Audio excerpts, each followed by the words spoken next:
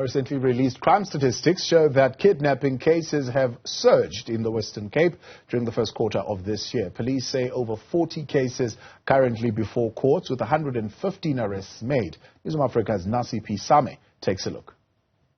Gauteng, followed by KwaZulu-Natal, make up more than 2/3 of kidnapping cases across the country. The Western Cape features at a lower scale, but has seen a 17% surge.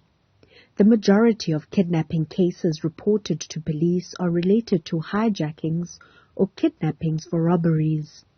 We certainly do see kidnappings associated with ransoms being demanded, and those ransoms can either be related to domestic issues, business issues, or to extortion. We have seen some increases in relation to kind of ransom demanded kidnappings.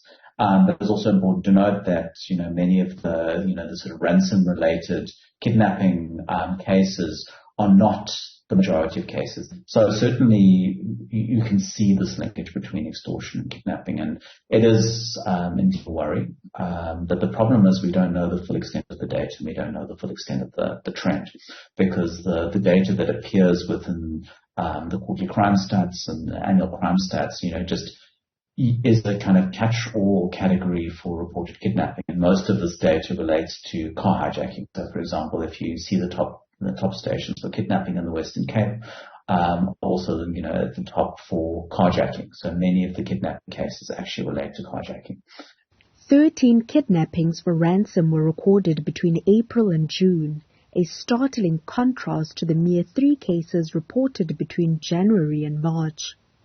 Encouragingly, several kidnapping cases are currently before the courts, and several arrests of the alleged kingpins have been made. 41 cases are before courts with 115 people that have been charged. Those are current cases that are going on to court.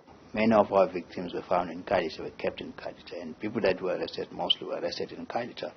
The high flyers and the groups that were involved in kidnapping, the majority we found them in Khayelitsha. We have addressed some of the high flyers and groups that were involved in kidnapping, and they're behind bars.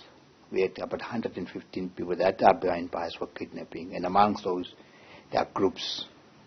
So that we could attribute, since we arrested many of those, we've seen the decline in the incidents of kidnappings that are being reported. It has been just over a year since the establishment of the Intergovernmental Task Team to tackle kidnapping and extortion. Now it's bearing fruit, because look, the task team is composed of whatever city capabilities they have, we are able to tap on them. Within the police, we have our extortion investigation teams. We've got also the national ones that we do, and then the intelligence that's part of it. Again, also artificial intelligence that now is getting used. Police in the province have cautioned residents of a new and alarming kidnapping trend that is emerging, where dating sites are being used as a platform to lure unsuspecting victims. For Newzroom Afrika on Channel 405, I'm Nasiphi in Cape Town.